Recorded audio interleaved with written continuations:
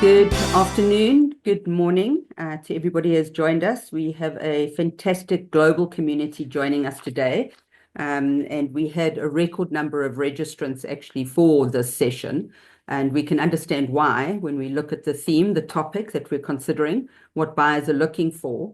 We know that this is the number one question that comes up when we're engaging with not only operators, shared service centers, BPO, CX operations, but equally industry consultants, associations, RPAs, and country at a government level, really trying to understand what it is that they should be doing from a buyer's perspective.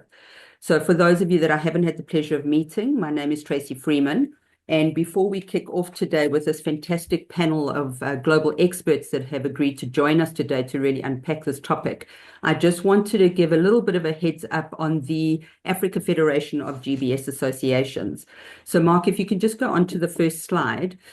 For those of you that have not engaged with the Africa Federation of GBS Associations, I am privileged to be joined by my two co-founders, Rod Jones and Mark Angus. We launched the Africa Federation around about last year, January 2025. And the whole idea, the intention behind setting up the Africa Federation was really just to establish a coalition of African countries that are playing in the CX, GBS, BPO space. There's obviously different levels of maturity across the African continent, but the whole intention was really to bring all of these countries together to fast-track learning between the different countries, where they're at on their maturity curve, and really to establish the continent as a desired offshore location for the broader GBS sector. So Mark, if you just go through just really quickly, and anyone is welcome to go and have a look at our website. This is really a brainchild and an initiative that was born from our patron, Rod Jones, something that he's wanted to do is set up for close on 20 years, actually, and we finally got around to it. But you can see there that we really want to help position the African continent as a premier hub for global business services. And that really comes from a close to heart desire for us to grow economic growth, to establish job creation. Many of you will be well aware that impact sourcing as an initiative was born off of the continent or out of the African continent and is now a global initiative. So something we're very, very proud of, and something that we practice across the continent quite easily, actually, and we've really honed what it is when it comes to impact sourcing and social impact. But really just make sure that we're growing in line with where the BPO sector is globally, looking at it from a digital transformation perspective. And then moving on, our mission is really working with all of the countries, diverse offerings that we have, both from a language perspective, from the skills that the different talent pools have across the African continent. And of course, all of you will be well aware that by the year 2030, Africa will have the largest youth contingent on the planet. And where we have areas such as Europe that are suffering a declining population, we know that there is a need for skills to help support and service the clients in Europe, as an example. And Africa has certainly put up their hand to say, we're good at what we do, we have the talent, we have the passion, we have the empathy, we have the language ability, and we're really keen to help support what those global CX needs are. So that's a little bit about the Africa Federation. The country members that we have launched with, we have 10 members that we've actually launched with and currently engaged with a number of others. I'm very excited about the engagement that we've seen from each of the countries, really huge amount of learning across each of the, between the different countries. There's obviously areas, as I mentioned, of maturity in some countries where others are emerging still, but the collaboration that we've already seen in the short space of time across the member countries has been absolutely phenomenal. And that is something that we are really encouraging and setting up sort of more internal opportunities for our different members to really collaborate with one another and share best practices, so that those emerging countries don't have to go through the same pain points that those that have already learned some of the hard lessons have actually been through. And like I say, we are seeing a number of other countries that are getting themselves organized, getting an official IPA or association up and running. And that is a prerequisite to actually join the Africa Federation. And maybe just at this point, I know that after calls such as this, we often get many messages from the broader community, which we appreciate, and please do send them. But you cannot join the Africa Federation as a member directly. The way of getting involved with us is actually through joining your local association. And all of the countries that you can see on the slide deck right now, each has either an IPA or an association that you can get involved with. And it's through them that there's exposure to the information, the research, the knowledge, the opportunities that we're busy harnessing and building up from an Africa Broad perspective. So please do keep in touch with us, follow our YouTube channel, LinkedIn, etc., to see what's coming down the pipe, but equally go get involved in your local industry association from a national perspective. Thank you, Mark. And then just some up and coming news. For those of you that have not yet downloaded the Business Leaders Definitive Guide to BPO GBS in South Africa, it is a publication that through the GBS Nexus brand as publishers was launched, BPO2SA. And it's really a deep dive into, and sorry, Rod's going to pop a link in the chat in a moment so that you can download it if you haven't. But it's really a deep dive guide into the good, the bad, the ugly, and as Rod always says, the elephants in the room when it comes to South Africa's BPO and GBS sector. But it was really, really well received. So what we will be doing, and it's in production at the moment, is actually launching the BPO to Africa publication, which will do the same for each of the countries that we referenced on the previous slide and potentially some more as well. So really giving that fantastic snapshot opportunity of having a look at what is happening across the African continent from a GBS, BPO and CX perspective, looking at each of the countries, looking at political stability, infrastructure, talent pools, etc. So all the big questions that everybody always asks when they're looking at offshore locations. And thank you, Rod. You've just popped that into the chat. So if you haven't downloaded already, please do go download the BPO2SA publication. And then without further ado, that was just some intros for you. As I mentioned, you can move on one slide. Thanks, Mark. Really excited to be having this conversation today. We were really chuffed that all of the panelists that are from across the globe agreed to join this panel discussion. Each one of the individuals that you'll be hearing from shortly have a lot of experience when it comes to considering where to offshore to, and then engaging specifically with third-party operators, with BPO operators. They've either been clients themselves or they work very, very closely with their clients, really unpacking what it is that the client's needs are. And what's interesting is often actually advising the clients on the questions that they're not asking, because the clients often, or not often, sometimes the clients don't know what it is that they should be asking, which is why they reach out to some of our industry experts and intermediaries.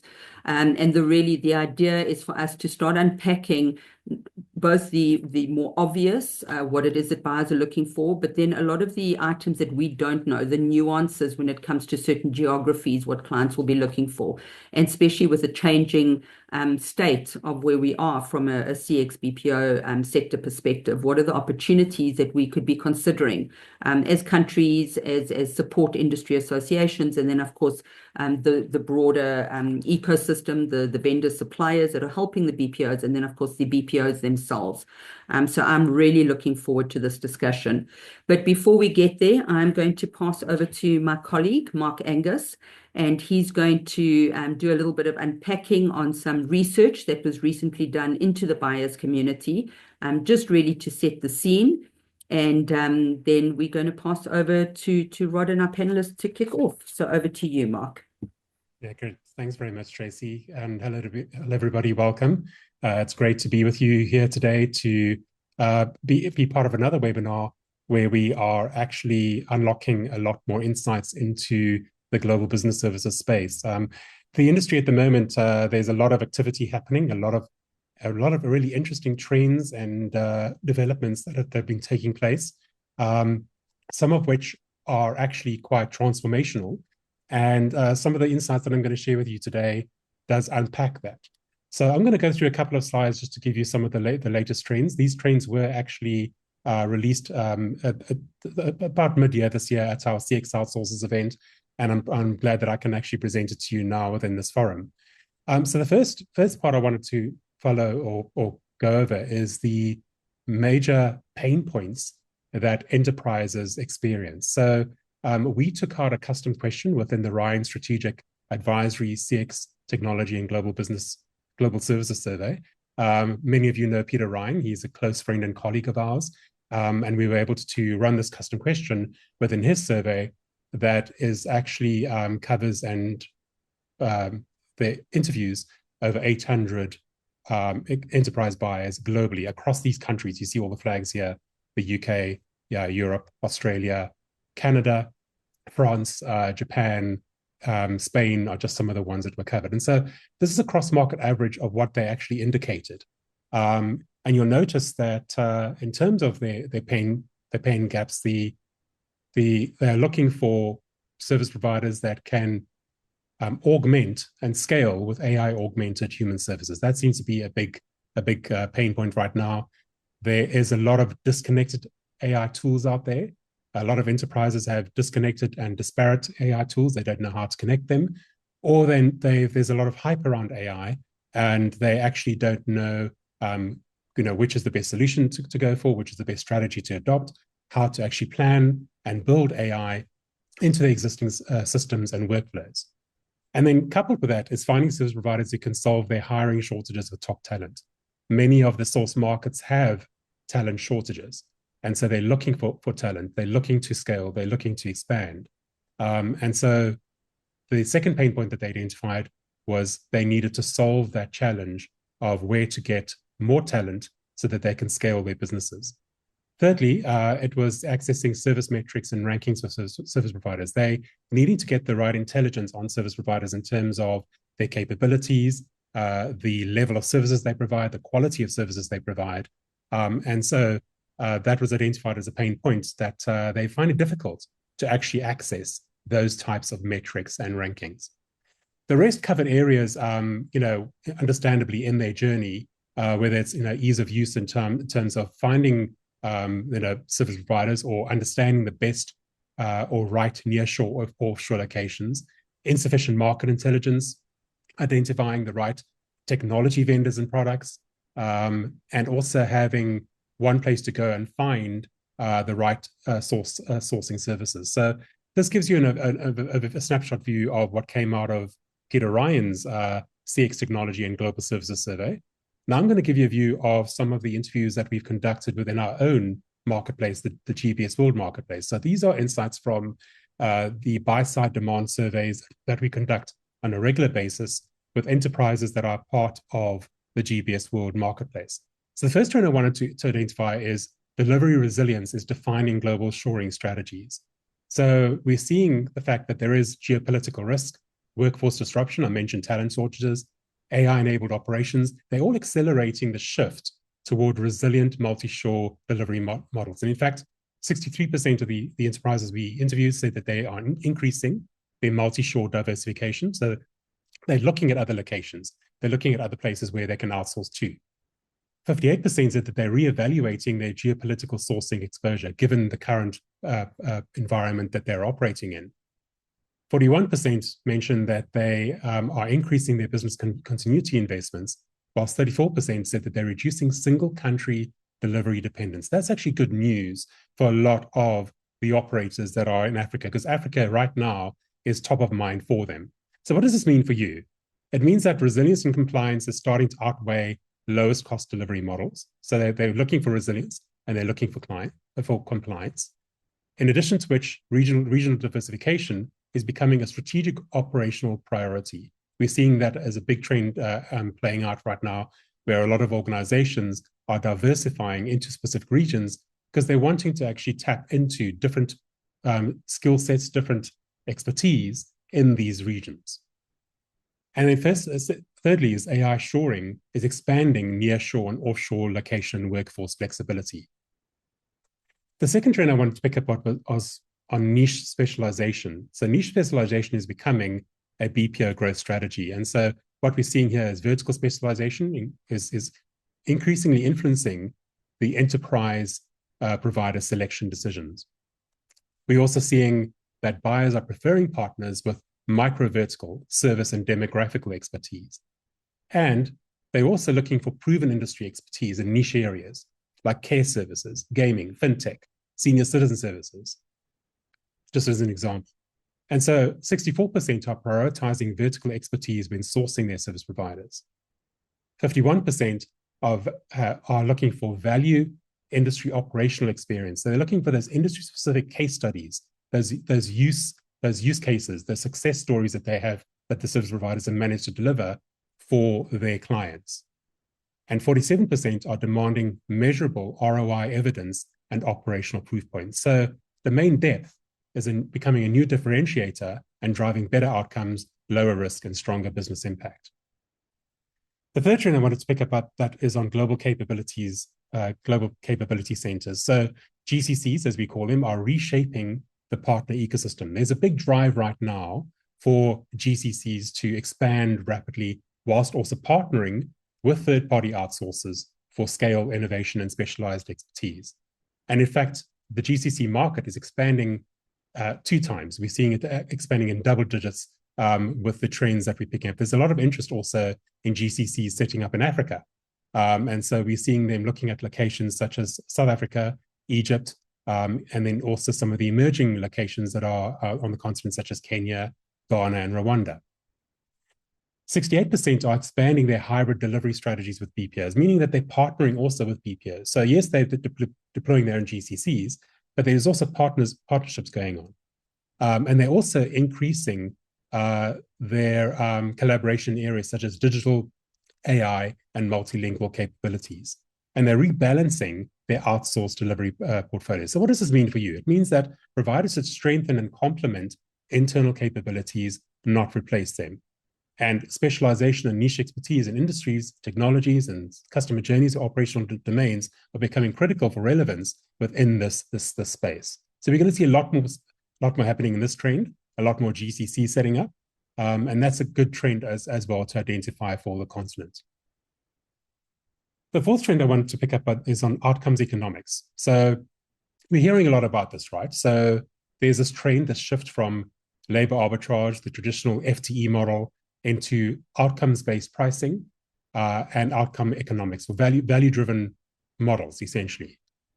The enterprises that we interviewed, 63% prefer outcomes-based relationships, and just over half are also increasing shared risk engagements. So they're also wanting their service providers to take a bit of risk with them in their engagements, and also in the operational implementation of whether it's a campaign or a project or their ongoing service delivery. 47% are prioritizing business impact metrics, and over 39% are reducing purely labor-based contracts. So again, what does this mean for you?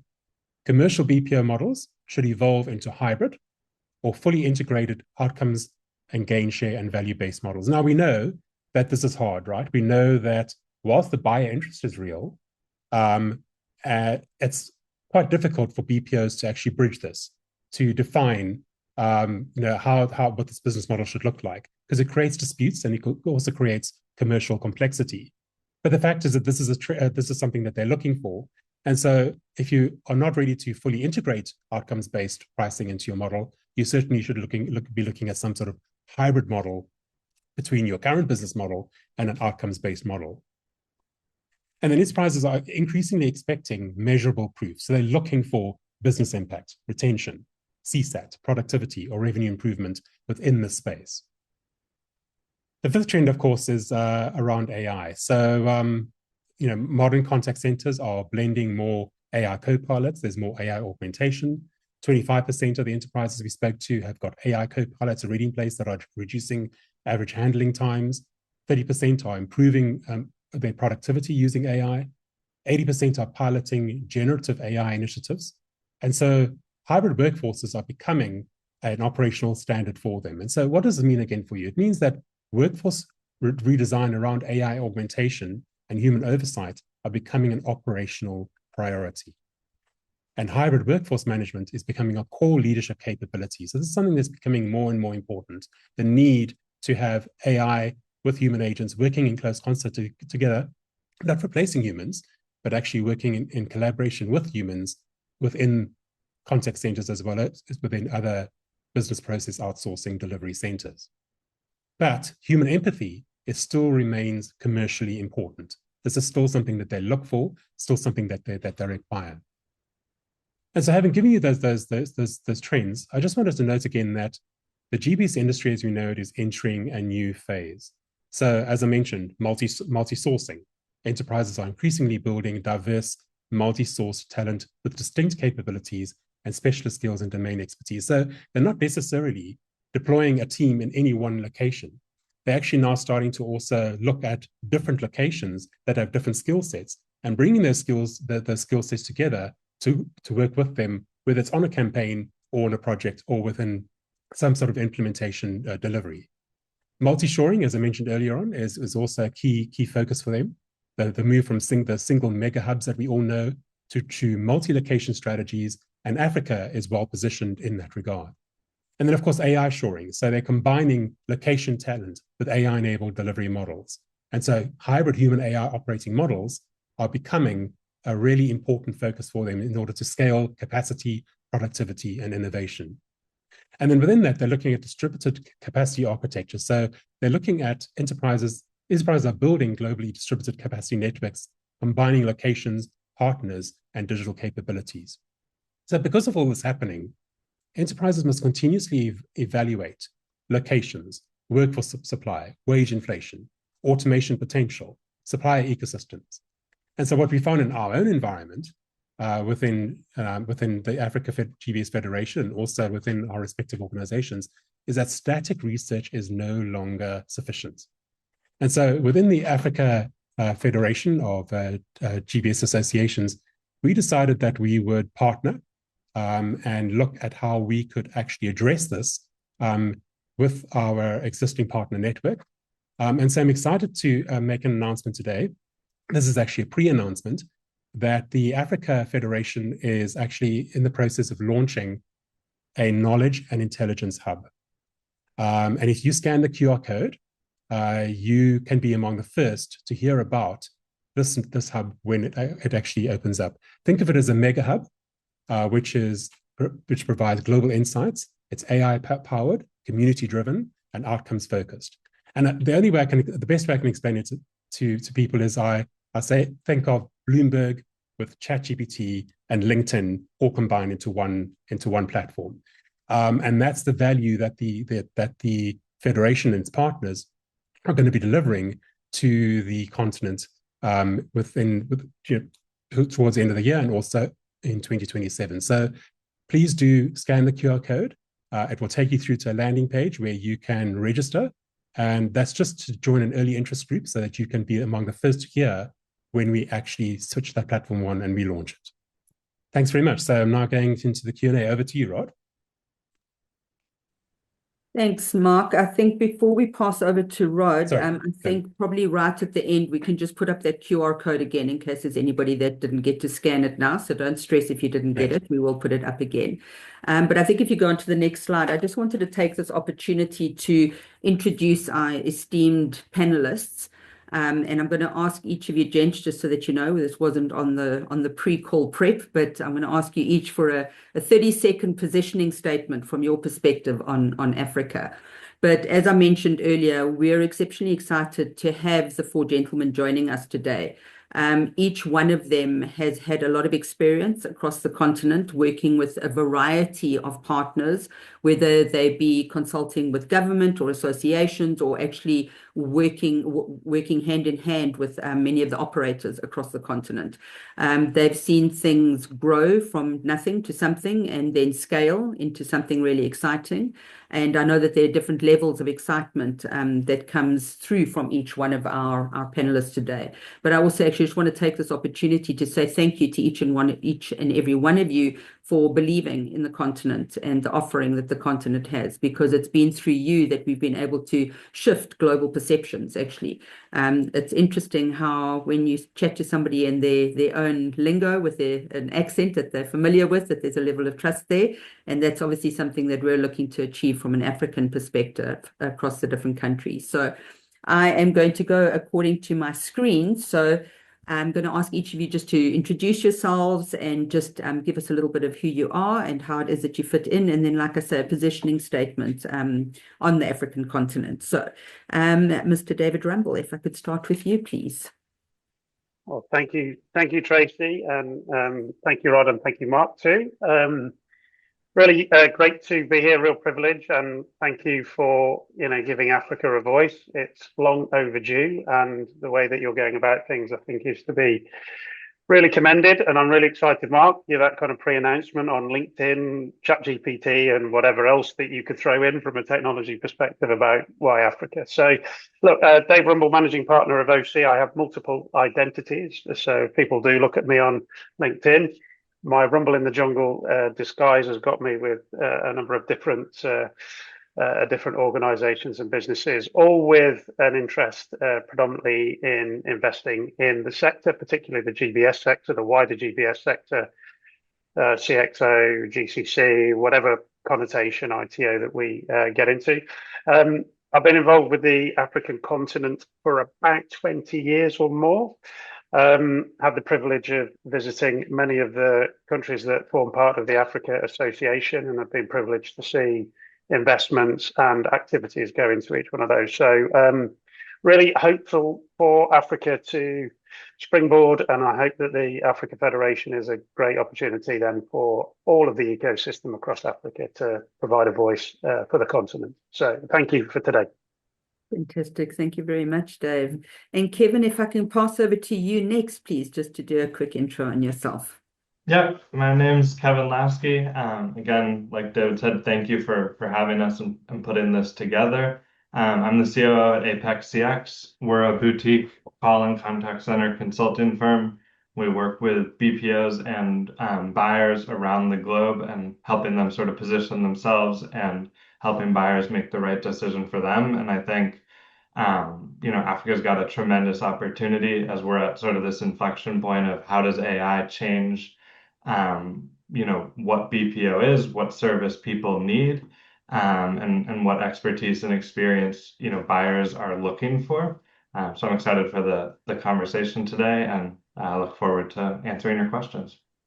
Fantastic, Kevin. Thank you so much, and thank you for joining us, and especially so nice and early, considering you're on the West Coast, right? So, yes. So thank you.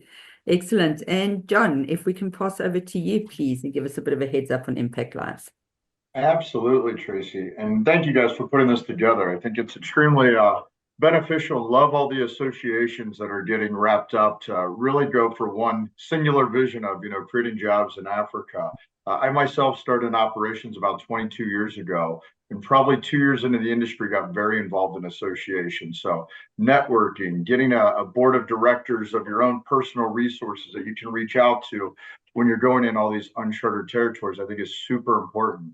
I spent a lot of time during that time frame in the Philippines and watched a lot of rapid growth going on, a lot of lessons being learned, a lot of hardships going on. And at the time, it was funny because we were working more on accent neutralization and measuring English speaking skills for non-native English speakers. So where now people are focusing on how pleasant the accents are in Africa. And so I think one of the biggest things that draws everybody that I talk to and keeps me coming back for more is really the people.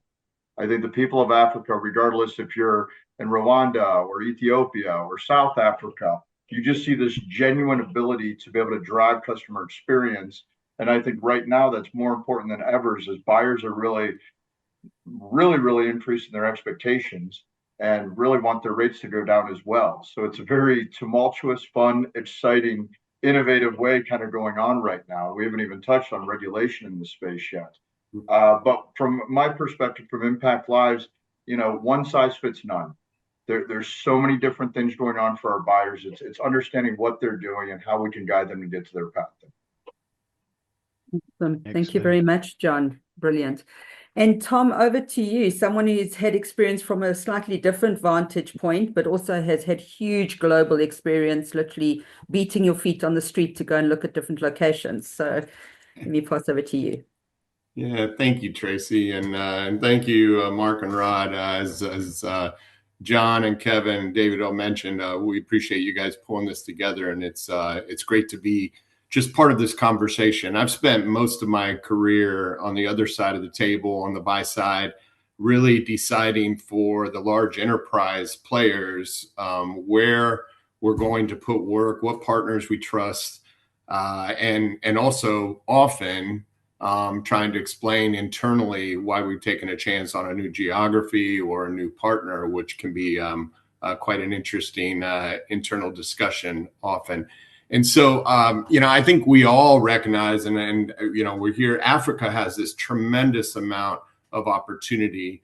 I think that the interesting point that I'm really excited to get into a discussion in is opportunity and buyer confidence don't necessarily, they're not necessarily the same. And so, I think as we think about looking forward for what it means for Africa and this incredible moment of opportunity, is how do we talk about moving from a buyer from being interested, because that's not even a question, but really the buyers that are not already in the Africa market, how do we really move them from just being interested to confidence, and then ultimately to commitment to making that choice and taking advantage of all the great things that John, Kevin, and David have mentioned as well. So really honored to just be part of the conversation and looking forward to getting into it.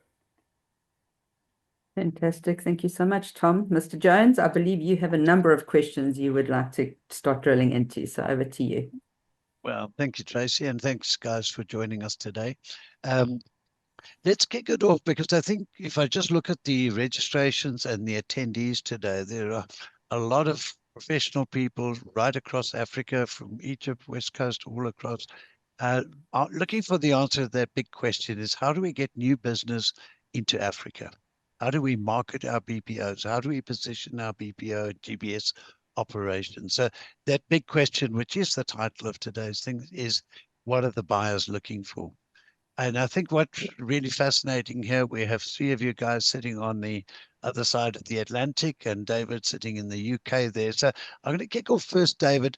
High level, you saw Mark's research there of some of the pain points coming through, but can you interpret those into two or three very succinct, what the buyers are looking for from a UK point of view? And then we're going to see whether it is the same as on the other side of the Atlantic. Dave? Yeah, look, I think, manifestly the responses that Mark's seeing to those questions are driven by the economic circumstance. And it's not just the UK, Europe is suffering the same thing. So, we've got, we're politically challenged, we're economically challenged. The economies in the Western Hemisphere are becoming, very much more tired, very much more difficult to see. With growing tax, all of these things happening, and the burden of the state stepping in. So we've got this kind of structural shift that's happening in Europe that then plays out into the private sector, which is the bulk of where outsourcing, particularly to nearshore and offshore destinations, takes place. There's not very much outsourcing and offshoring goes on with state-sponsored activity. That tends to be, the domain of those that are based onshore, and that's largely a political and reputational issue. So, if you look at the private sector more generally, we've got a very, very, very mixed topography, which is why some of those things that are playing out in Mark's research. So, legacy organisations that are embattled, that are asset heavy, are finding it very difficult to get capital. So capital is all, as we all know, is all being thrown at data centers and these amazing AI businesses in the US and China, predominantly US, obviously, for us in Europe. And that consumption of capital is driving more expensive money. And this is where we get into the fundamentals of why people choose to take a higher risk appetite and put more risk into outsourcing. And this is some of the things that then flow out into Mark's research. So we talk about outcome costing. What outcome costing is, and outcome relationships and partnerships is essentially based on, I want the supplier to take more risk because I can't afford to take risk. I haven't got the financial capacity. I haven't got the will. I haven't got the reputational. So I'm going to pass more risk on. And there are all sorts of derivations around outcome costing. We've been doing it a long time. Pay for performance contracts have been around at least 30, 40 years. So this isn't a new thing, right? It's just a new terminology that allows us to transfer risk from client to I think let's supplier. hold that thought, because I think this outcomes based is one of the big topics, which I think let's revisit it. But Kevin, back on yours. Okay, Dave, sorry. I was just going to say the fundamental thing is talent, right? So the biggest issue, and we need to be talking about, is talent. Yeah, the availability of young talent. That's the European. Okay. Yeah. So we've got two key points there. Let's see how it reflects on the other side, the Atlantic, starting on the West Coast there. Kev? Yeah, I think it's similar. I think talent is a big piece, as Dave was touching on at the end. I think that the other challenges that are being faced today are speed. I think in the US market right now, it's sort of one of two things. Either I've got all the time in the world, I'm not sure if I'm really going to make a change, make a decision, change where I am or what I'm doing, or I need all of this done in 3 weeks. And so the confidence that a provider and a location can meet those sort of speed requirements from people, process, technology becomes incredibly important. And so there's this new sort of lens on how fast can everything happen, how quickly can I make it happen, that becomes incredibly important and becomes incredibly uncomfortable for everyone at the table, especially us when we're sitting there sort of as an advisor going, that's too fast. But I think some of that comes from technology. I think price, because there are there's a lot of going on geopolitically. There's a lot going on in the markets. I think price is a concern, but I think price is, for more often than not, is sort of the second most important thing, and the actual experience with the industry or the line of business or the type of work is becoming more important, and seeing that they have done that sort of exact line of work before is becoming more important, not something similar, not the same type of work in a different industry, but that you've actually done this for one of my competitors today. Is becoming incredibly important. Kevin, sorry, if I can just unpack that. When you say speed, are you referring to speed of ramp up or campaign deployment, and no doubt a scale down as well? Would the word be agile, BPO operators being agile, does that kind of fill that gap? Yeah, I think it's speed to go live, right? I think that we've had more conversations in the last 6 months where we need to do XYZ in 4 weeks or 6 weeks or 3 weeks. Interesting. And that wasn't the case before. That seems to be a shift where it's becoming more and more important. There was always a one-off where somebody missed a deadline or forgot about something, or was new to the business and didn't know a ramp period was coming, and so was scrambling to kind of figure it out. But now it's becoming more of the norm. It feels like, at least on our end. I've passed the ball to Tom here. Tom, if you wear your previous buy side hat, give us just the 1 or 2 points that you see coming through loud and clear or very strong as a trend. Once again, the messages to our operators specifically in Africa. How do they tune the value proposition? How do they tune their go-to market strategies in the light of some of these major trends coming through? The obvious ones, the AI, the talents, the agility. I like that one, Kevin. Thank you. Tom? Yeah, for sure, Rod. I would say, we touched on a little bit of this domain depth or niche specialization. I think what really, from my experience and what's critical, especially at this season we're in, is like really identifying like the depth of understanding of my business. So understand my business, understand my customers, understand my risk, right? The risk and regulatory and environment is critical. And then being able to demonstrate that we have that domain level of expertise, and bringing ideas, becoming a true partner. I mean, the idea of just, cost and FTE and butts and seats and that is not where the relationships are. That's not the pursuit that the buyers are today, or the mature buyers are looking for. We need ideas being brought to the table that we haven't already thought of, and then demonstrating and not claiming, but actually demonstrating capability and maturity. And so, AI is a whole probably conversation we'll get into more as we go on through the conversation. But it's not very impressive to claim. Everybody claims they got all the AI tools and capabilities that they can provide and sell to you. So it's about demonstrating, are you able to provide business outcomes with the tools that you have today and can use them in an intentional way? So those would be the things, Rod, that I would say are top of mind. John, you've been nodding your head in agreement, and I could just see you chomping at the bit to get your bit in there. So why don't you give us your views on some of the topics which have been raised by our colleagues here?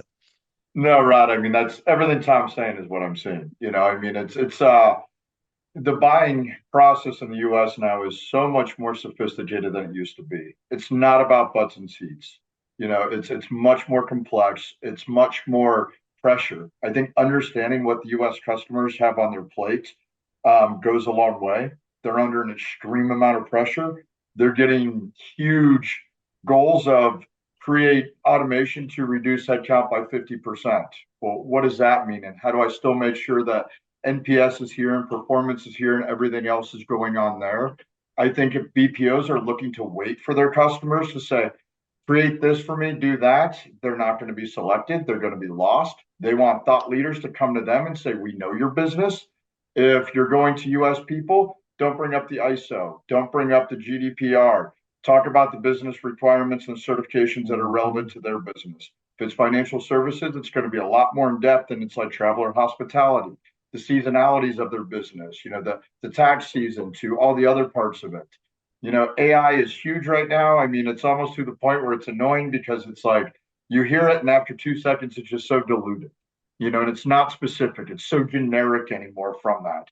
I think what I see is BPOs talking about, we're in an area that's not hugely mature right now, but what we do have is an amazing workforce. We have great English speaking. We have great talent and education. But what we're doing is instilling our AI and developing those people faster. So we're going to have, the ability to be able to scale and still have frontline management in place and be able to recruit from that type of stuff. That multiple geographies, being able to support the multiple languages, have that resiliency in place if something does happen, because let's face it, right now there's a lot of uncertainty going on in the world right now. And so being able to give these people peace of mind that they're selecting the right partner by being able to have multiple geographies, different disaster recovery plans in place, all of that I think is just crucial. And the industry is under a lot more scrutiny and pressure right now. But as a result of it, it's a huge opportunity for us to be extremely innovative and capitalize on some of the opportunities that are out. Okay, I like that. And again, it talks to Kevin's point about that agility, the ability to ramp up quickly, scale down, using human in the loop. And Dave, I'm going to pass this one back at you because we talk AI as if it's taking over the world. We said the same about IVR a good few years ago. But we're talking here about what buyers are looking for from a BPO point of view. But let's just bounce the ball back into say, what are the consumers' demands? How's that impacting on the end result, the delivery by our friends and colleagues and partners across Africa? What are consumers saying about AI, and how can we use human voice as a trump card in our sort of value proposition for Africa? Yeah, but I think it's clearly it's another industrial revolution. So it's it's one of these paradoxes of choice. So I think consumers are getting different degrees of experience with any technology enabled and digitally enabled service. And this is, for me, is probably the bigger part of the debate. We've seen poorly integrated IVRs, we've seen poorly integrated chatbots, all of these things, customers finding themselves in a hole when trying to deal with technology. So I think we're probably seeing that just at that cusp now, where we'll start to see some really well executed programs in digital experience and digital experience managed services, which is a new emerging category. And we'll see some very, very poorly executed. We've seen them in the airlines and the travel sector, where clearly cost and seasonality and volatility. So I think consumers will become more trusting of the technology the more frequently that they engage with it. I think some of the things I've seen in fintech and the financial services world, onboarding onto a new bank, no paper, all digital, everything's, kind of super fast and super quick. But I think some of these things, they come back to what growth stage is the organization at? Because I can't imagine some of the health insurers and some of these organizations that are right at the back of the queue in terms of the technology, in terms of the advancement of technology, and more importantly, the data that sits behind the business. So we shouldn't underestimate that outsourcing the task of data cleansing, the task of data tagging, data annotation. We know all of these things are huge volumetric efforts, and this is part of something that Africa could get involved in as organizations seek to clean their data to enable AI in the future. So I think, from a consumer perspective, I think it's still very mixed. I think there are some well-executed programs, and I think there are some poorly executed programs. But domain expertise in digital experience managed services, conversational design, how does a process work in finance and accounting? How do I get from SAP into Workday? How do I get these processes to collaborate and coordinate each other to pay my suppliers or invoice my clients? These bring a level of complexity, which I think this is where expertise comes in.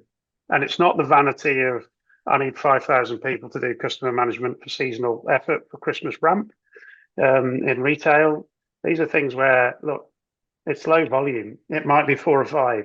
To Tom's point, get the domain expertise, get the niche, understand the nuances of that particular application, and then you can work and understand really what the client is looking for in terms of those pain points, particularly for data and data cleansing.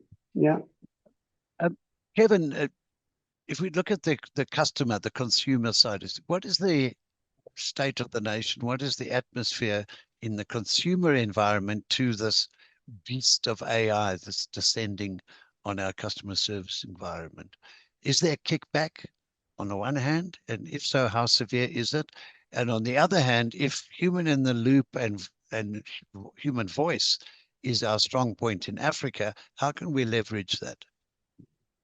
Yeah, I think from the consumer perspective, there's openness to it. And I think, more often than not, you go, what's the easiest way for me to get what I need done, from this company, or the piece of information I need, or the, change made to my account. And, I had to change the credit card because my old card expired, and they mailed me a new one with a new date the other day for our car insurance. And because the number was the same, I couldn't change it online on the app. I tried to chat with them. They couldn't change it because they can't change payment details over chat. I had to call in, when this one department was open, during the workday, sit on hold for 40 minutes, and basically just have them put the new CCV code on the 3-digit code on the back end, and then it was done. But a simple change that I should have been able to go onto a website, type in, and be done, took 2 hours of my time, to try to figure out and to deal with. And so, for me and for that experience, it absolutely, should be automated. It should be simple. People are open to it, right? There's not a person that I need to talk to complete something simple like that.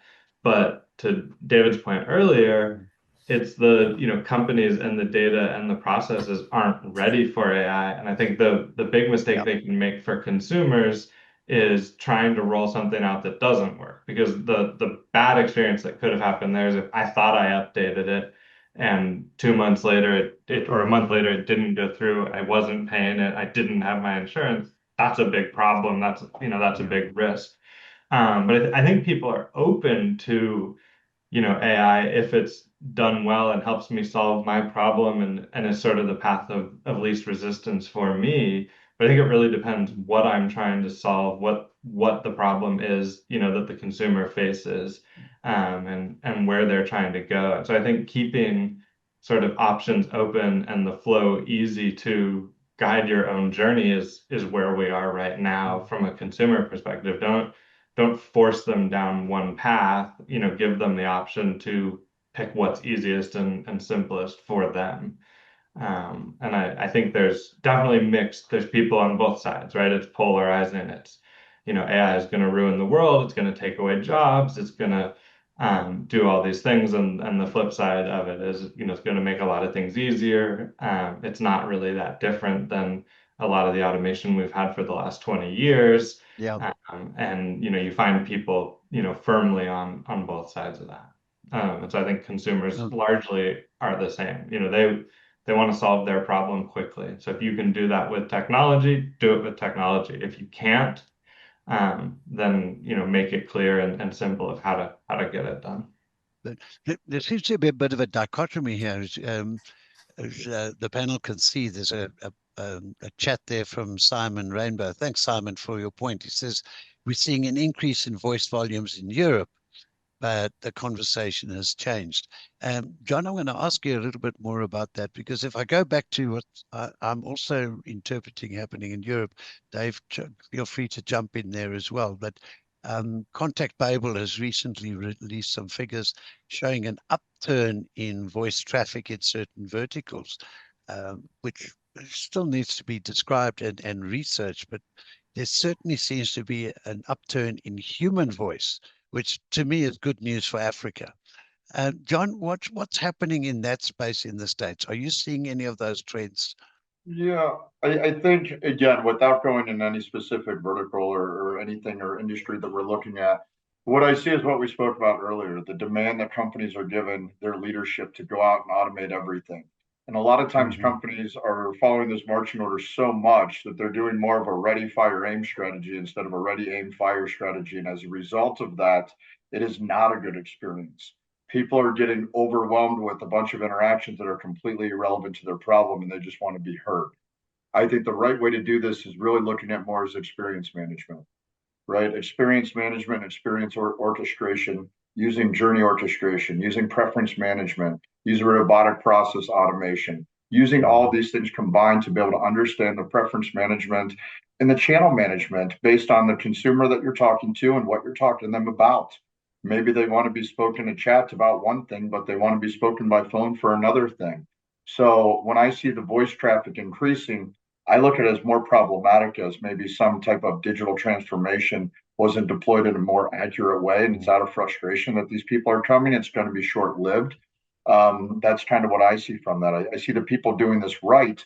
We're able to reduce costs and increase results.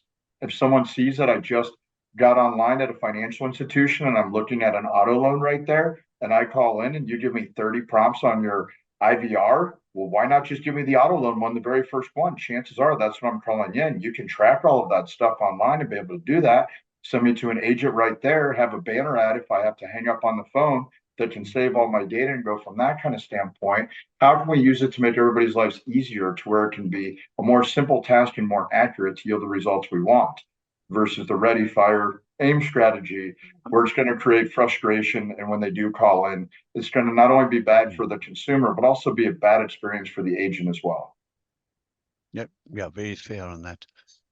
Tom, are we going to start pulling this back into, I think, if I just look at the registrations and the attendance today, a lot of BPOs saying, how do we get that new business? How should we be positioning ourselves? So we've got trends which I think we pretty much agree on happening both sides of the Atlantic.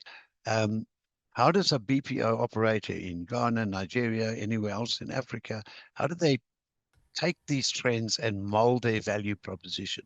What should we be doing? Tom, you first. Yeah, it's a great question. And I think for me, it comes down to probably three key things: transparency, depth of knowledge, and candor. And I think often candor is something that is missing when, you even when you get to the RFP or get to a seat at the table. And I think that as those conversations, there needs to be very clear conversation around, here's where we excel as a provider, but also here's where we have less experience. I think, mature buyers are looking for an open discussion. It's a huge red flag when you're sitting in a RFP conversation or a boardroom discussion and you hear we can do everything. That's not that you lose the buyer immediately in the first 10 minutes of the conversation. And we can do all these things great. Be very clear on what you do really well, and then focus on that. And I think that what's really, really critical is this shared idea of risk. If you're really going into this with hey, we want a long-term partnership, we understand that you're taking a risk to go with a new partner or in a new geography. And so there has to be a conversation, an open discussion around how do we share in that, because we're confident in what we can do. And if we promise you we can deliver, we're going to back it up. And those discussions often don't happen. So I think, and the other thing I would just say is there should be a lot more questions being asked from the buyer to understand the problem that they're trying to solve versus, let me tell you how great we are and all the capabilities we have, when you haven't necessarily, often the operators haven't necessarily actually understood the real problem that the buyer is trying to solve. And that's a huge missed opportunity. And it when done properly, you build the confidence you need to have the next discussion. Okay, good point. Dave,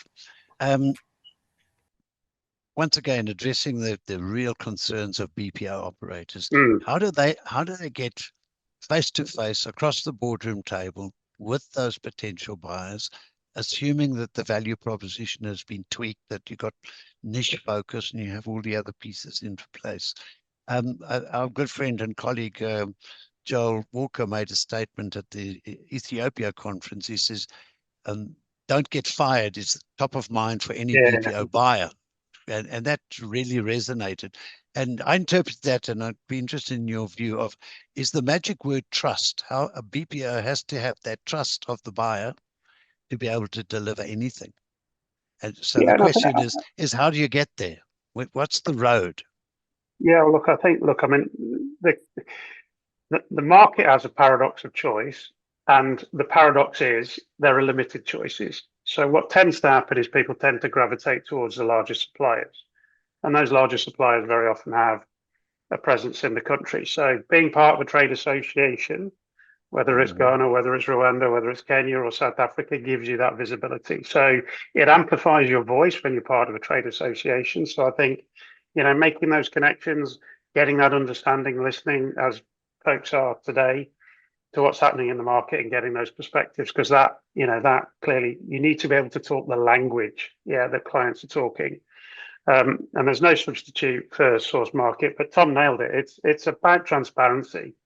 Don't pretend to be big when you're not. That's pointless, right? Because loads of people go, well, I can take on 200 people. I've got all this amazing talent sitting in the suburbs or the metro where I am, and I can give you 5,000 people at 10 minutes notice. It's nonsense, right? You've got to play in the lane that you're in and stay in it and be super, super honest and super transparent. And then there is no substitute for making human connections. Get the shoe leather, get on the road, get to where the markets are. So whether that's in, the bigger metropolis, the bigger cities, don't go to London, don't go to, Berkeley, go to where the decisions and where the operations are taking place and where the buyers sit. Don't go to, the big capital cities and wander the big retail streets and all the shopping malls and all that kind of stuff, because that's not where BPO takes place. Be where the clients are and go knock doors. There's no substitute for knocking doors, and there's no substitute for getting to know, because that's what comes back to transparency and trust. Unfortunately, that's still the industry and still the market that we're in. Probably the reason why Simon said conversations are going up in Europe. We need that, right? Some people don't trust the technology. They need to see the people that they're going to be working with and understand those dynamics. So I'd say get part of a federation, be super, super transparent and honest, be brave about being honest as well, be bold. Don't be trying to fall into the pack of saying that we can do everything. And then no substitute for being in market, those three things. Then I'm going to throw it open to the entire panel. Let's see who pops up first on it, because I'd like to explore your views on the different, I call them roads to market. The broker road, the procurement road, the consultant road, the certification road. Which of those have ups and downs and the pros and cons of each of those? Who's going to go first?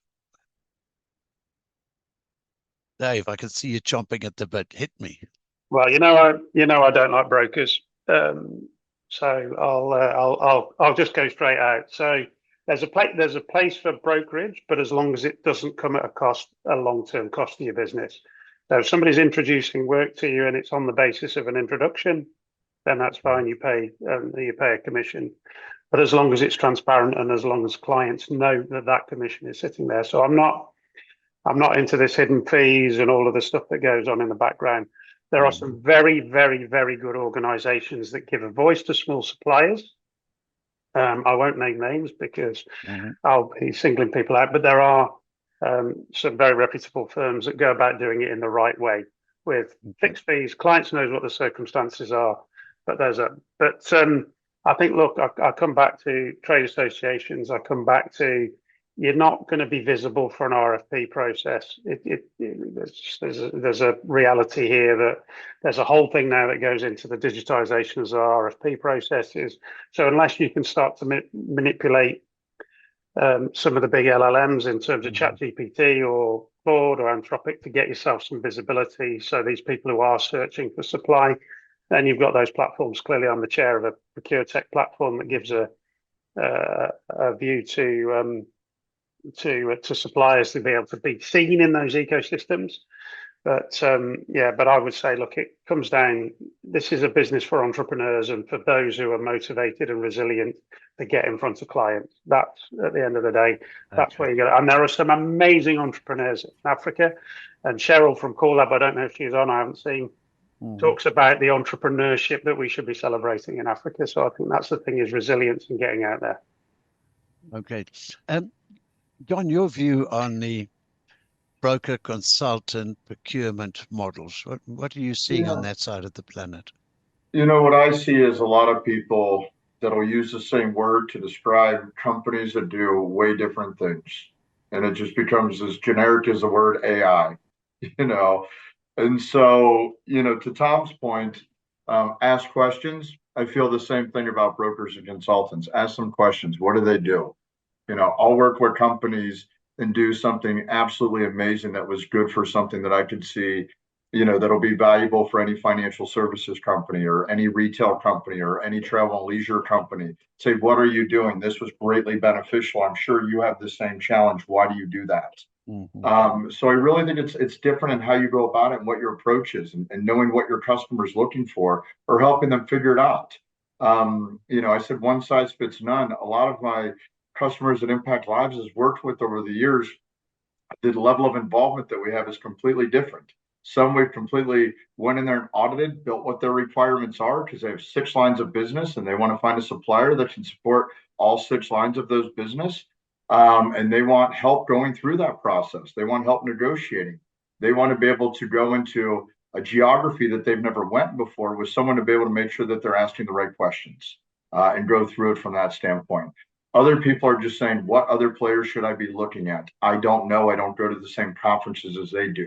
What have you heard? It's one thing of who's got the prettiest PowerPoint, but what's actually the nuts and bolts of the organization? And do they have a logo of a similar type organization on their website? Or is that whole management team down the road at another company and they're just still have it on there? So I really think it goes to what people are trying to accomplish. They're looking for that expertise. It's not a whole lot different from what it was in 2004 when people are going to the Philippines. People are looking to leverage a vendor for, their technology, their scalability and flexibility, or their knowledge. So it's really being able to go to that. One of the things that Impact Lives has done a lot of is working with companies that have solid operations and do stuff extremely well, but don't have a sales and marketing team, and they don't go there. They don't know how to tell their story. You'll hear them talking to somebody about it and say, wow, why isn't that being conveyed much differently from that perspective? So I think it's being able to find those synergies in there so you can reduce the time it takes to get to the person and ask maybe the hard questions that a Fortune 500 company can't. Get them to sign, some of the companies I've looked for is we have all of our, there's 3 big BPOs that we work with. We don't want 80% of our work with those. We need to really diversify. Okay, let's go select this 5,000 seat call center in South Africa. 2 months later, they're acquired by the company they were just trying to get away from. And so how can that intermediary get in there and understand what they're looking for and navigate them to the right solution, be able to come across that? And again, I go back to the one size fits none, because if you're not asking questions and trying to understand your client's needs, it's just diluting the word broker or consultant for everybody in the industry.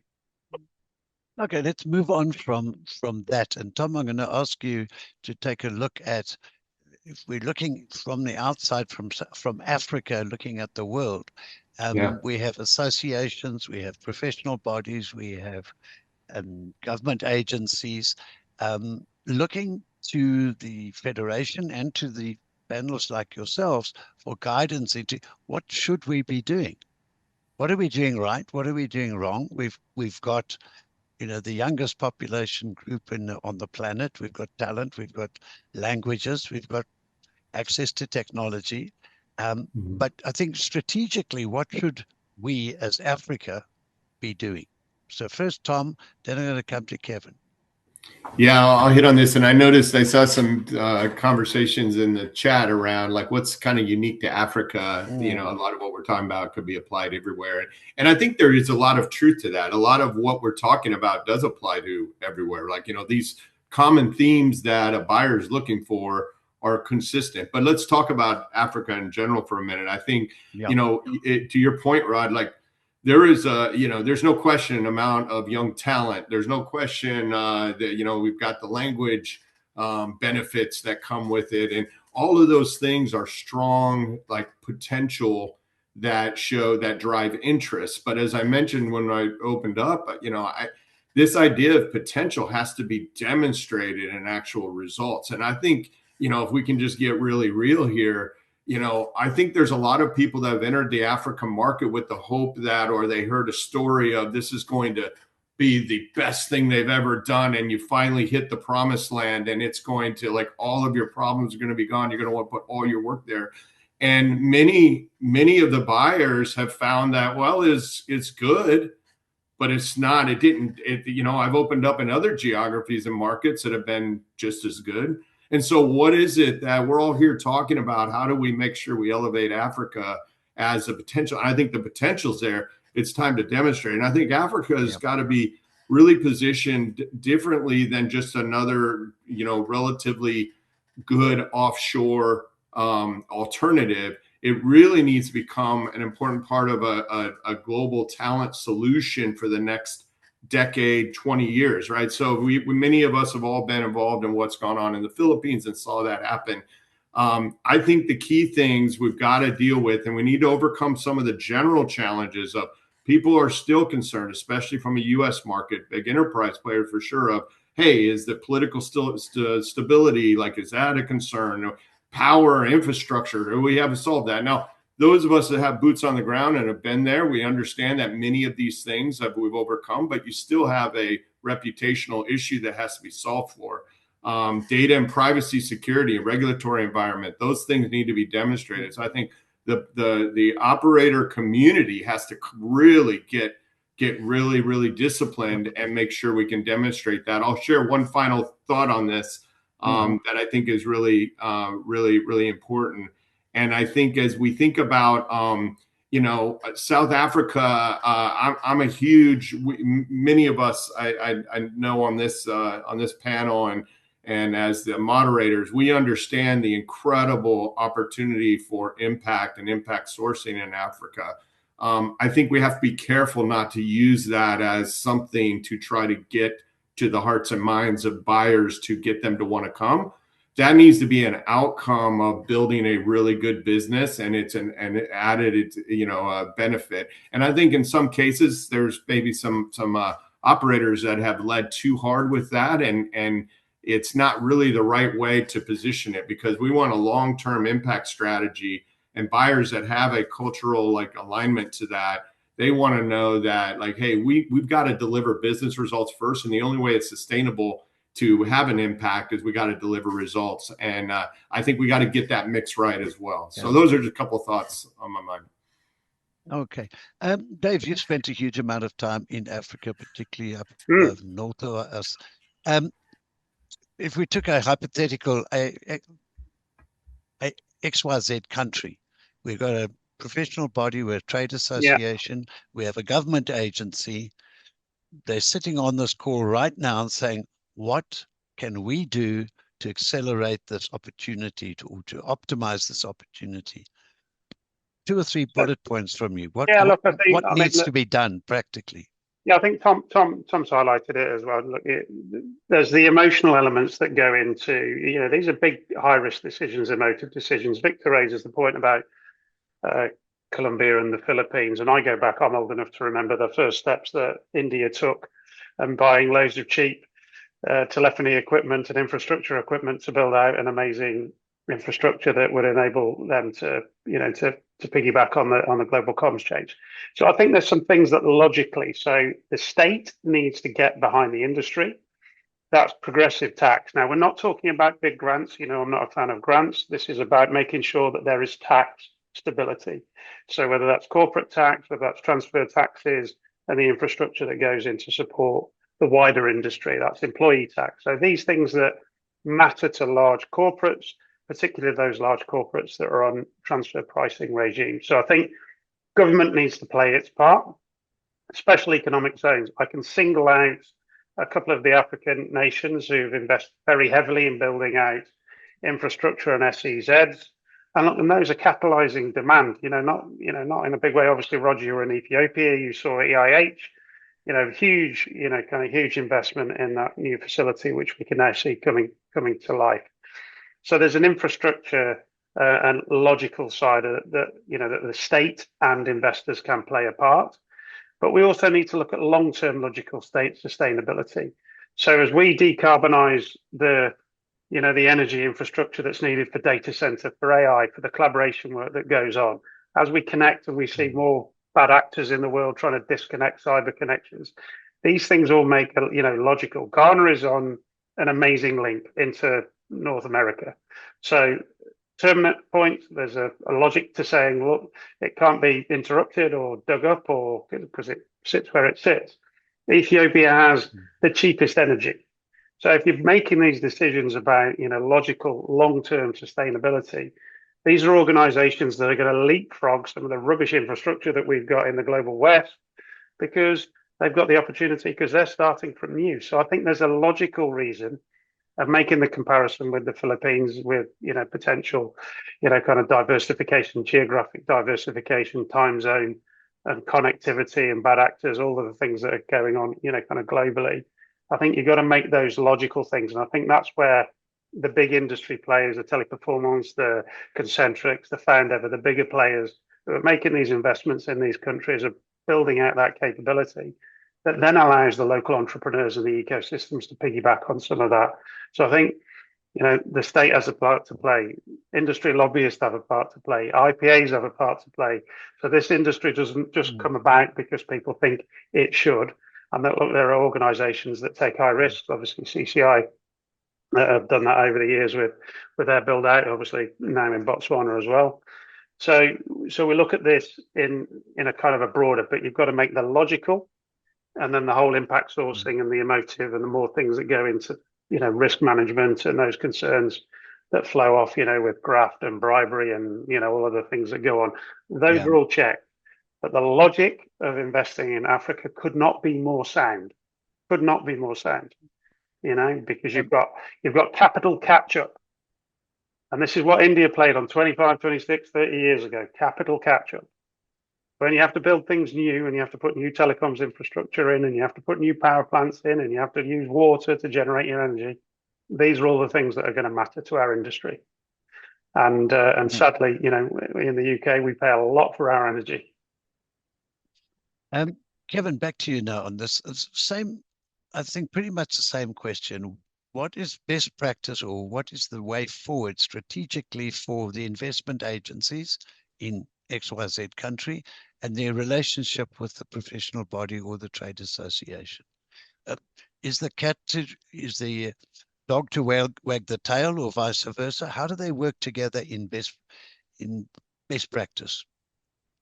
Yeah, I mean, I think David and Tom have covered a lot of it. I think, they need to be hand in hand and in lockstep. There was a comment about anti-bribery and corruption. So not so hand in hand that the perception is that there's something going on that shouldn't. And I think, a couple questions ago, we were talking a little bit about, what the buyer sort of sees. What do they think? I think perception is reality. I think, not to single out any country, but, Western buyers often have a lot of misconceptions about the rest of the world. And so I think, with that, perception becomes really important. So how the associations work together, how they present things, how they, that it doesn't feel like smoke and mirrors, that it doesn't feel, like there's corruption, that it doesn't feel, like they're going to have the rug pulled out from them, becomes incredibly important, because that perception does become reality to a lot of people in the US. And unfortunately, we're quick to judge. We're not always educated on, local situations and everything else. And so I think, that's a key piece as you think about it as well. Excellent. Thanks for that. I'm going to ask Tracy to come back in. Are you there? Over. Here we go.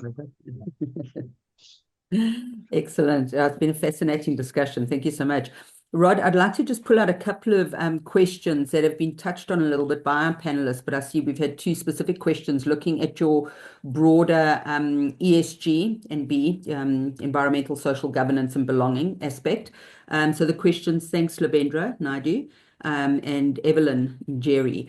Both of them have asked, how important is ESG looking at your green energy infrastructure and climate resilience when looking at operators across the African continent? And I think, so let's look at that first. How important is that? And I'm not sure if we should get a US, UK, Europe view, maybe. I was going to suggest, let's ask Tom first, and Tom and John, and Kevin, jump in by there. How important is this whole ESG in closing deals in the US? I would just a broad question. Yeah.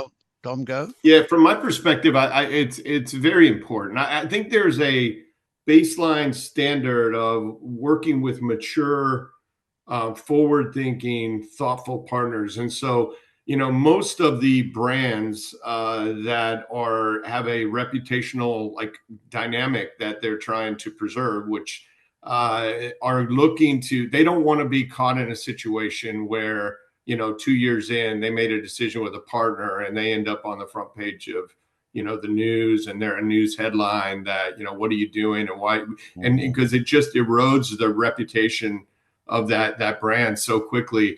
So it is a very, very critical piece. And I think one of the things that we talked about a little bit, and David, I think, mentioned a bit around when we were talking about, how do you prove yourself in this space? And some of the certifications and some of the, if you can't do a search very quickly and find that, hey, this company does these things in these areas to demonstrate their commitment on the ESG front. If you can't do that in a matter of 5 minutes or a chat GPT search, then you're already at a huge headwind of ever having the right conversation. So I would just say it's critically important.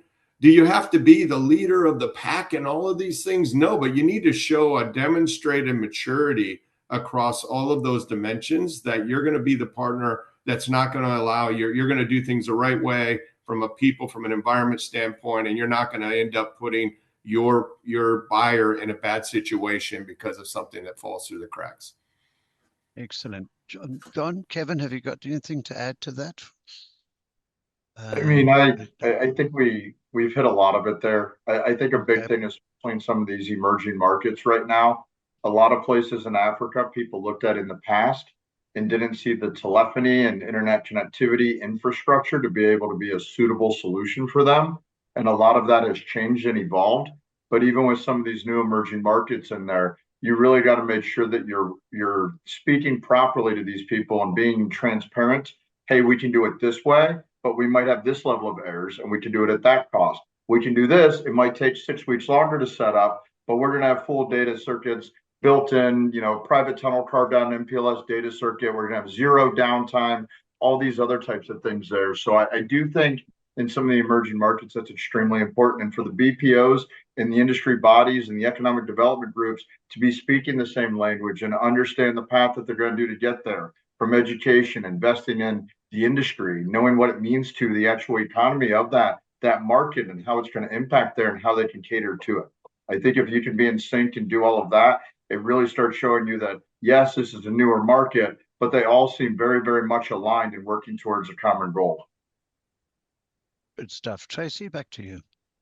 Thanks very much. Yeah, Dave, I mean, I don't know if you just want to add on from a European UK perspective, if it's slightly different or if there's anything specific. Well, Chris Jans has just posted Africa wants trade, not aid. So I was just going to make the point that those that see ESG as charity are completely missing the point. This is about logical, and this is where I think the providers could be bolder and braver. I come on the ESG, look, hydro energy is, Ghana, most of its electricity is generated from water. These are things that are environmentally right at, there's no concerns about, high carbon. So I think it's about turning that ESG into a very logical, it's about bringing it more into that logical side of the brain than less into the emotive. And I think that's very important for Europe. Clearly, the UK adopts quite a lot of the things from an EU perspective. So I think, look, it's super important, as the guys have said, but you've just got to make the logical argument, not just we've got loads of people and we want to give them jobs. I mean, that just it kind of loses its kind of power in. We've got these modern buildings that don't require air conditioning. Or it's just good logic. It's good sense. So you can follow the ESG. Yeah. Yeah, I appreciate it. Thank you very much. Angela Caves from BPS has actually just posted a good point, just saying the alignment and opportunity to collaborate across the different countries when attracting global buyers. We know that's important. I mean, it's important from a local sector perspective, and that's why we have industry associations, is for the operators actually to align, to collaborate. And one of the big things is to all sing off the same hymn sheet. I've seen it firsthand when you have buyers coming in to a specific location, a market, and they go and meet with 3, 5, 10 BPOs, and the messaging is different. It's not consistent. So from a local country perspective, it's critical, but then equally from an Africa perspective, it's really important. So thank you, Angela, that spot on. And I mean, that's one of the reasons for the Africa Federation really, is to have that consistency of messaging and have a community such as this to actually give us what it is that we should be communicating to the global environment. And just to reiterate, Christopher, thank you so much. Africa wants trade, not aid, spot on. And we definitely have a lot to offer. So you've posted a couple of really key points there, which I think the gents have already covered. Talent, differentiating ourselves across customer experience when it comes to, empathy, and then having a look at the maturity of the ecosystem and how we are maturing. So I think at this point, I'm just looking at time. I think what would be fantastic, Rod, is if we just do a round robin to each of our panelists to see if there's anything that we have failed to ask or something else that we should be covering, those leave behind messages.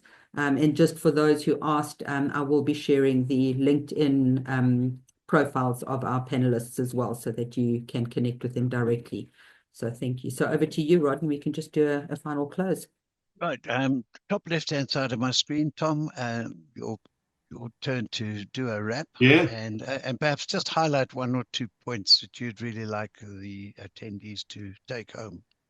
Yeah, and I know we're time sensitive. I think, if I was to summarize things, we need to put less focus on selling countries and put hyper focus on selling capabilities. At the end of the day, like, buyers don't ultimately buy countries, they buy ecosystems and capabilities. And I know, Chris, in the chat, you threw out the ecosystem, and I think this entire ecosystem, how Africa comes together, Tracy, you just hit on some key points, is going to be critical. I would say that the other thing I would say to the operators out there in the BPOs, make it easy for the buyer to build an internal business case. So think about, there's a bunch of parties involved: CFOs, risk, technology, cybersecurity, procurement, compliance. So you've got to think at it from those terms. You're not just trying to convince those few people in a room or that first person that looks at an RFP. You've got to look at it more holistically. So I would leave you with those thoughts.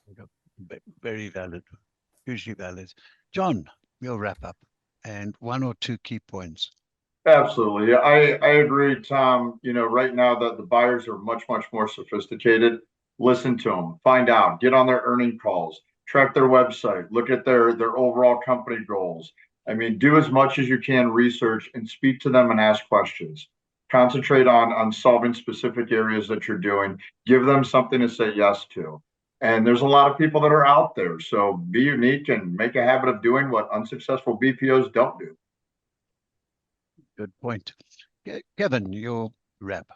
Yeah, I think, we've focused a lot on the large enterprise buyer today. I think when we think about entrepreneurs and building their own BPOs in these countries and everything else is, know the buyer, know the market. Not everyone is a huge enterprise client. Some of these buyers need a partner to take them on the journey with everything from process, from customer journey, from technology. They might not have those things in place. They might not have trainers in place. And so you can, learn about them and be that partner and, expose them to a new part of the world and, help them on that growth journey. So I think don't look at every buyer as the same. There's a lot of different shapes and sizes, and I think it creates a tremendous opportunity for, different businesses.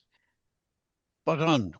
Last but not least, Mr. David Rumble. Oh, thank you. I like Kevin's, this industry comes with all shapes and sizes, because I think that's a great point to make.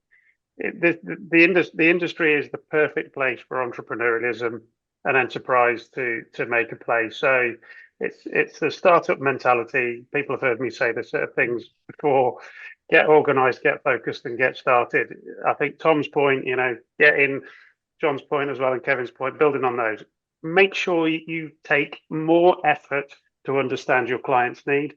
Don't get fixed on FTE and winning 1,000 deals. Celebrate every success, one deal, one FTE, two FTE, whatever it is. It doesn't really matter as long as you're doing something, because the most important thing is building case studies. Because the more case studies you get, however small, to say that you're doing something, give you a platform. And that's how this industry started 30 odd, 40 odd years ago, Rod. You've probably known what better than me. It's about making sure that those steps, and we can talk about all of these big, kind of linguistic things, but so get organized, get focused, and get started. That's always my top three. I love it. I love it. There have been so many great themes and topics discussed today. I'm going to suggest that when we go back to everybody who's registered for today and attended, please input ideas, suggestions, what topics you would like us to address. And let's have more of these panel discussions and tap in on this vast resource of knowledge, experience, and expertise.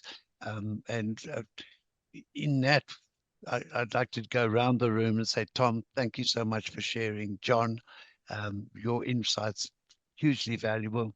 Kevin, it's still early hours of the day for you, but thanks, and hopefully the coffee got you going. And David, as ever, thank you so much for your valuable inputs. Mark, your research has been fantastic. I think it's given insight to a lot of people on the call today. And as a contribution to the knowledge of the African industry, Pan-African industry.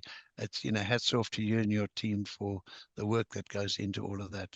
And Thanks very Tracy, much, Rod. thanks for sharing. And Mark, any last words from your side of the planet?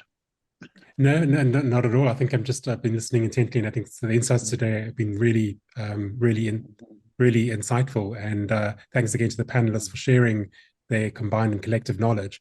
I think I just wanted to echo what you said, Rod, about the need for us to really understand what the industry is looking for, what sort of insights, research, intelligence. Now that we're launching the hubs, we're going to be, using that platform to build a GBS brain. And so we want to make sure that everybody contributes to that, and that they all feel part of that process in terms of investing their time and energy in that, so that they can actually benefit from using that data lake and that intelligence. Thank you. Wonderful. Thank you, Mark and Tracy. Just to reiterate, the edited version of this will be on the Africa Federation YouTube channel, hopefully by tomorrow latest, along with other links. And if all the panelists agree, we'll put the LinkedIn profiles in there as well. And once again, it's just thank you so much sincerely to everybody for the contributions, and Tracy and your team in the background for putting the whole thing together and driving the promotions and the technical back end of it. So great stuff. Well done, Trace. And with that, Thank you to everybody who joined us.